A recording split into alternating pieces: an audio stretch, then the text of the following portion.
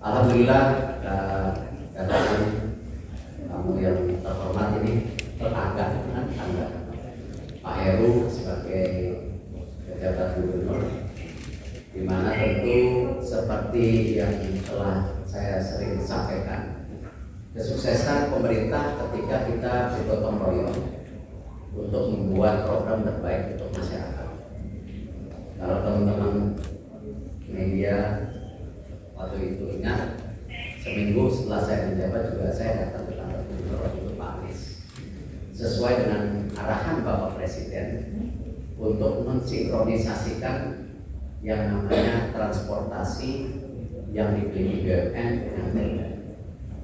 Dan inilah salah satunya Pak Heru hadir di sini untuk memastikan dan meningkatkan kerjasama yang sudah terjadi antara pemerintah DKI dan tentu kami dari BUMN dan Pak Heru juga, insya Allah besok ke Pak Menhub, dan kita sudah sinkronisasi bagaimana pelayanan public transportation ini bisa maksimal, karena tidak mungkin kita terus bergantung dengan makin seperti ini. Penting sekali pemerintah pusat, pemerintah daerah, kita bisa bersama-sama memastikan UMKM kita bisa tetap menjadi dukungan yang maksimal. Bapak Presiden juga sudah bicara bagaimana tadi UMKM sebagai percontohan yang baik, dan kemarin juga LKPP membuka yang namanya e-katalog nasional, dan TKDN harus maksimal, dan untuk e-katalog regional atau lokal. Jadi insya Allah Pak Heru, saya komit dengan diskusi yang kita lakukan hampir sejam lebih, bagaimana kita dalam 1,5 tahun ini, 2 tahun ini bisa terus mempercepat, bukan malah mencari perbedaan, tapi justru mempercepat agar ini bisa pelayanan bisa maksimal. Oh, jadi gini, kita kan mencontoh di banyak negara lain seperti di Inggris, di Singapura, ketika transportasi publik ini bersinergi total, sehingga mempermudahkan akses daripada penumpang. Nah, hari ini sudah mulai terjadi, tapi belum maksimal. Nah, ini yang kita mesti dorong, karena belum ada payung bersama antara pemerintah pusat dan pemerintah daerah. Ini kan asetnya masih sendiri, MRT punya sendiri, komuter lain masih sendiri. Nah, mimpinya Bapak Presiden dan Pak Heru juga sudah ditugaskan salah satunya, bagaimana ini menjadi satu kesatuan, ya, dengan sistem yang satu, ya, dengan sistem payment yang satu.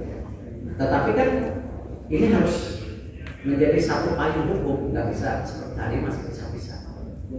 Nah, inilah contoh yang nanti kita akan lihat seperti di beberapa negara lain. Kalau negara lain bisa, masa kita nggak bisa? Ya kira-kira begitu. Tetapi ini tentu proses yang akan kita lihat, dan kita benchmarking juga lah. Ya, masa tadi artinya kita menjadi negara maju, tetapi jangan membuat policy yang setback. Betul Pak, silakan Pak Heru. Ya, tentunya kami nanti bersinergi kebijakan itu bisa, tidak ada masalah secara hukum juga nanti kita kaji. Kalau di negara lain sudah ada, bisa, kita pasti bisa. Artinya kalau di DKI sendiri kan udah ada tarif terintegrasi antara MRT Transjakarta. Apakah ada omongan untuk ke kereta api juga? Itu udah dijawab. Tadi Ya itu yang dijawab. Ya kan LRT, komuter line, kereta cepat, ini kan menjadi satu kesatuan. Ya, kemarin Gubernur Jawa Barat juga sudah buat statement bahwa bukan tidak mungkin titik akhir kereta cepat itu merupakan bagian dari Rogado nanti kita ajak.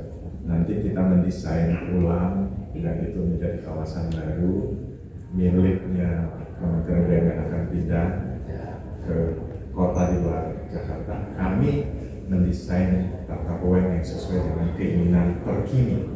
Keinginan terkini dari Kementerian BUMN tentunya ya sudah beradaptasi dengan keinginan desainer muda.